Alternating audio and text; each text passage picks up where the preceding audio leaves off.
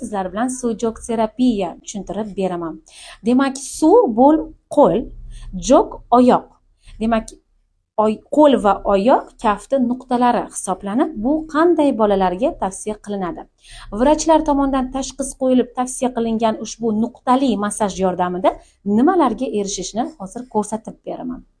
Demak, ko'rib turganingizdek, bu nima ekan degan savol tug'ilgan bo'lsa sizlarda, buni albatta hozir ko'rsatib beraman.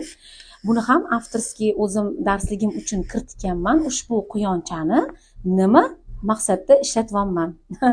Demak, albatta qiziq sizlarga. Chunki men bu yoni bosyapman, bu yoqda quloq o'ynayapti. Demak, suv-jok terapiyada ham kaft ichidagi nuqtalarni sizlar har bir ichki a'zolar, organlarga, demak, har bir yurak nuqtasi, o'pka nuqtasi yoki og'iz nuqtasi farqi yo'q. Har qanday nuqtani bosganingizda barcha neyronlar nerv sistemalaridan borib ushbu a'zoga stimulyatsiya bo'lib, malham bo'la oladi. Demak, boshladik. E'tibor bilan qaraymiz, qizlajonlar. Ko'rib turganingizdek, har kaft va oyoq ichidagi barcha organlarni ko'rsatib qo'yilgan. Endi bu ikkita oyoq, ikkita qo'l va bosh hisoblanib, mana endi turishimga e'tibor beramiz. Mana turibman. Bu bosh barmoq qo'li, ya'ni mana 5 ta barmoq. Demak, ich qotadigan bolajonlarda biz qorin sohasini uqalashdan tashqari qo'l va oyoq kaftida nuqtali massaj orqali bemalol bolalardagi qabziyatdan xalos bo'la olamiz. Demak, men hozir qorinni silab mana bu yerdan chiqarib yuborishim kerak.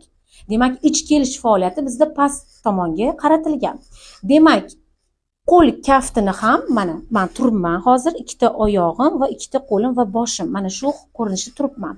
Demak, ich kelish ichaklarni silagan holatda ikkita oyoq ichidan chiqarib yuborish lozim. Oyoqda ham xuddi shunaqa. Oyoq kaftini silab, ikki barmoq o'rtasidan chiqarib yuboriladi. Demak, ushbu ko'rinish mana. Ichaklarni, mana ichaklarni silayapman, ikkita oyoqni o'rtasidan chiqarib yuboryapman. Demak, ko'rib turganingizdek, o'pka nuqtasi, yurak va har bir o't qopi, jigar, pochka, har bir nuqtalar qo'l va oyoq kaftida ifodalangan. Demak, ushbu nuqtalar orqali siz bemalol har bir a'zoga massaj muolajasini qilib, bemalol og'riqlardan, har qanday kasalliklardan xalos bo'lishingiz mumkin.